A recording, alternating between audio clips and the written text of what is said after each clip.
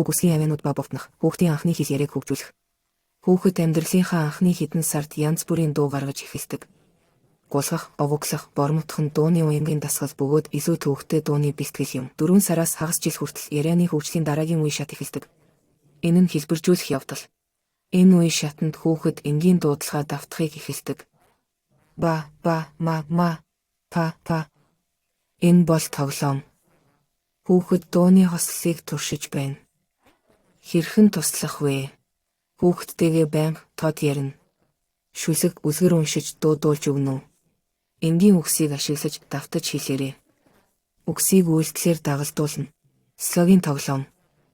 Жишээ нь хэн юу гэж ярьдаг вэ? Муур мяу гэж ярьдаг. Нохоо гав гэж ярьдаг. Харааны хүлээн авалтад тулгуурлаарай. Тиймээс нохоо муурыг харуулах хэрэгтэй. Зураг харуулах. Хагас жилээс 1 жил хагас хүртэл хүүхдэд анхны утгатай үгс гарч ирдэг. Эдгээрийг хүүхэд эд зүйлс, хүмүүс эсвэл үйлдэлүүдийг илэрхийлэхэд ашигладаг. Энэ нь ээж, аав байж болно. Үгүй. Эдгээр үгсийн утга, ойлголтыг бид дүрслэх үйлдэлээр баталгаажуулдаг. Бид хүүхдийнхээ анхны үгсийг давтаж, тэдгээрийг дүрсээр харуулж, түүнийгээ дэмждэг. Тийм. Үгүй. Бид хүн рүү зааж, зураг харуулж болно. Эцэг эхчүүд хүүхдтэй урам зоригтой орчин бүрдүүлэх хэрэгтэй. Түүнтэй ярилцаж асуулт асуугаарай. Хүүхэд хариулах боломжгүйч ном уншиж дуудуулж өгч байгаарай.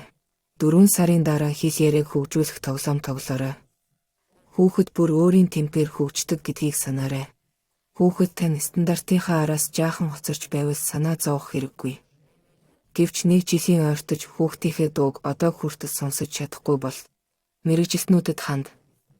Тэд танд хүүхдийнхээ анхны яриаг сонсох, эсвэл зөв дуудахад туслах болно. Ярианы дутагдал нь шалтгаантай. Шалтгааныг тодорхойлох, зөв эмчилгээ хийхийн тулд мэргэжилтэнд хандах нь чухал.